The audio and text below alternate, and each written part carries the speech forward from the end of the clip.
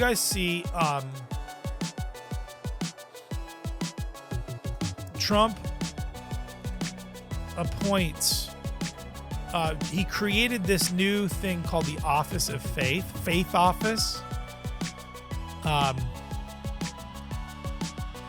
So, okay, here we go. So Trump launches White House Faith Office to protect Christians. Oh, yes. We need the protection. A religious office is being created in the White House to target anti-Christian bias within the federal government. Look, this show is the Reactionary Christian, where we react against anti-Christianity. So I love this already. The religious office targeting anti-Christian bias. I like that, specifically within the federal government. We like this. Announcing the move at a national prayer breakfast in Washington, D.C., President Trump said, look, they don't even put President Trump, they put Donald Trump. These people, they have no respect. Terrible people who are writing this for Yahoo News. David Millward. Interesting. Okay,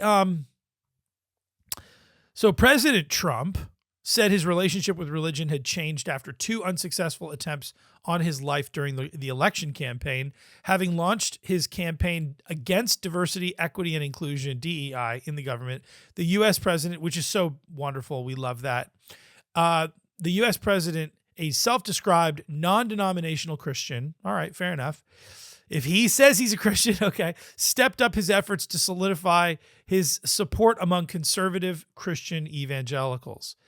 The mission of this task force will be to immediately hold all forms of anti-Christian targeting and discrimination within the federal government, including at the DOJ, which was absolutely terrible. I love that he goes off script, which was absolutely terrible. Okay, the IRS, the FBI, and other agencies. Anyway, so he's just going off on this. And we love to see it. So they're just he goes, we will protect Christians in our schools, in our military, in our government, in our workplaces. You know, I want to see the video on this. I want to see the video on this. I didn't even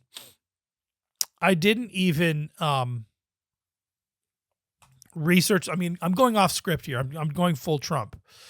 But I just want to see this. Trump prayer breakfast. Okay. Jeez Louise. It's 23 minutes. Okay. We're not going to get this. We're not going to. That's way too much time.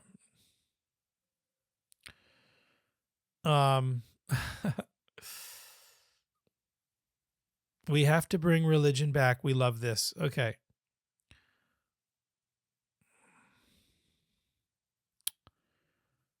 Okay. Let's just hold on. Let's see. Faith Office. See if that turns up anything. Okay, Trump vows to protect. Okay, good. Let's watch this. Hello, Mark Barden here. No, Mark, we don't want to hear from you. Okay. Was shot to death. Today I'm signing an executive order to make our Attorney General, who's a great person, she's going to be a great Attorney General, Pam Bondi, the head of a task force, brand new, to eradicate anti-Christian bias. The mission of this task force will be to immediately halt all forms of anti-Christian targeting and discrimination within the federal government, including at the DOJ, which was absolutely terrible, the IRS, the FBI, terrible, and other terrible agencies. Other agencies, all other agencies, bow before Christ. Christ is king. In addition, the task force will work to fully prosecute anti-Christian violence and vandalism in our society, and we love it. We love to move hear this. Heaven and earth to defend the rights of Christians and religious believers nationwide. Christians, okay? Christians This nationwide. week, I'm also creating the White House Faith Office. led by Pastor Paula White, who is so amazing. Well, I'm Okay. So, so this, I loved everything he said up until that moment right there. So he's appointing, see, this is where it's just like, we're going to take the good with the bad. We're going to chew the meat, spit out the bones. I think, okay, so my immediate reaction is this. W Trump, W Faith Office, W getting rid of all anti-Christian bias within the federal government. Okay, so all of that is wonderful and good. Okay, but then there's this giant L called Paula White. It's just like, she's not like, okay, I understand, she has been instrumental in working with Trump and getting him into certain places within the evangelical world, or her evangelical world, or, forging connections with other Christians. And she may even be, a part of his personal spiritual Christian team of advisors, which, okay. But it's like, come on, like who is Paula White? Let's just start by saying this. She's clearly a she. Okay, we have a problem there. All right, so he's appointing a woman to be the head of this thing. It's like, really? I thought we were done with the wokeness. Right? That's woke. It's just woke. I'm calling a spade a spade. It's woke. Okay? To select a woman to be in charge of this, she's frankly, you could say, oh, she's just the most competent. She's not the most competent. Most Christian leaders, in fact, I would say, by choosing a woman to be the head of this department, he's alienating like everybody in the Southern Baptist Convention. Okay, which is the largest Protestant denomination in America, I think. Okay. He's alienating a lot of like, and I would say probably every Eastern Orthodox Christian, every serious Catholic Christian, they're not going to respect a woman who's in charge of this. You see what I'm saying? It's like, no. We can't, it's not a personal thing against Paula White. Although, there's stuff there probably. God knows what she believes. I don't know what she believes, frankly. But it's like, she doesn't have the profile to lead this. She just doesn't, outside of being a woman, outside of being charming, outside of being a connector, behind the scenes connector. That's all wonderful stuff. But it's like, come on, what is this? What's going on here? Like, he could have chosen somebody who everybody knows. Like, he chose Franklin Graham. We talked about this earlier. He chose Franklin Graham to pray at his inauguration. Why not choose Franklin Graham? Why not Franklin Graham? Everybody likes Franklin Graham. Franklin Graham, among Orthodox Christians, is a hero. He's the son of Billy Graham, who really was the Protestant pastor of America, in the 20th century. Franklin Graham, he's got the, he's a gospel guy. He's evangelical, right? But he also understands he can work with Catholics. He can work with other Orthodox Christians, the Southern Baptists, right? Why not Franklin Graham or somebody of his caliber, right? But he chooses Paula White. It's just like, come on. What are we doing, Trump? What are we doing? We got to make America great again, okay? Not mediocre at best. This is mediocre at best. This is an L as it pertains to the function here. Like, where's Paula White going to take this? Honestly, where is she going to take this? Right? So I'm not confident.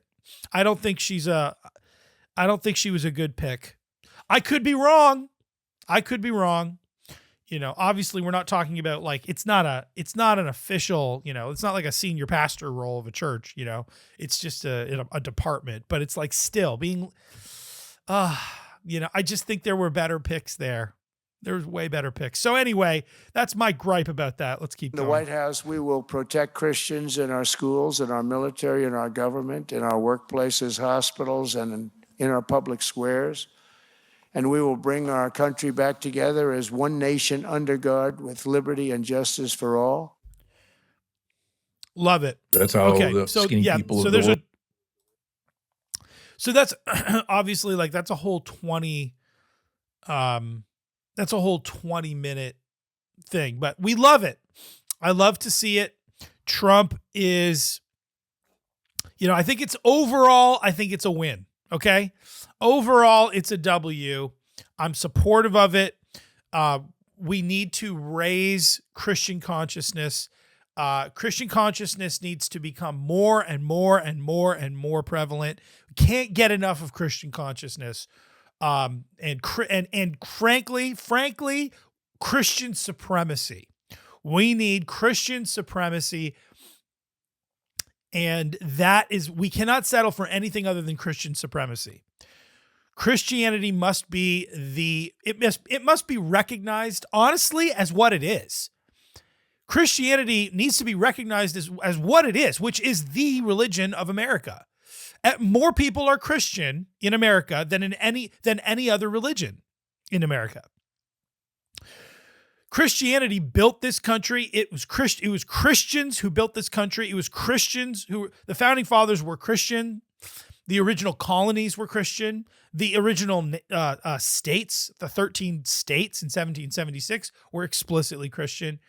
It's all Christian heritage. This nation is Christian. It's always been Christian. Christians have been the majority. So we need Christian consciousness resulting in the effect of Christian supremacy.